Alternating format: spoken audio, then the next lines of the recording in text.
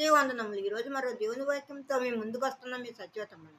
అపోస్తలుల కార్యములు 8వ అధ్యాయము 9 నుండి 16వ వచనం వరకు.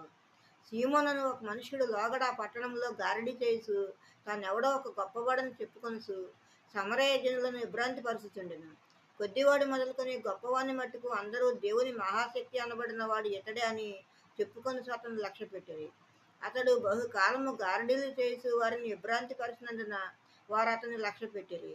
అయితే ఫిలిప్పు దేవుని రాజ్యమును గూర్చియు యేసుక్రీస్తు నామమును గూర్చియు సువార్త ప్రకటించుచుండగా వారు అతన్ని నమ్మి పురుషులను స్త్రీలను బాప్తిసం పొందిరి. అప్పుడు సీమోను కూడా నమ్మి బాప్తిసం పొంది ఫిలిప్పును ఎడబాయకుండి సూచక క్రియలను గొప్ప అద్భుతములను జరుగుట చూసి విభ్రాంతి నొందెను. సమరయ వారు దేవుని వాక్యం అంగీకరించరని యెరూషలేములోని అపోస్తలులు విని పేతురును యోహానును వారి యొద్దకు పంపిరి. వీరు వచ్చి వారు పరిశుద్ధాత్మను పొందవలెనని వారి కొరకు ప్రార్థన చేసిరి. అంతకుముందు వారిలో ఎవని మీదనూ ఆయన దిగి ఉండలేదు.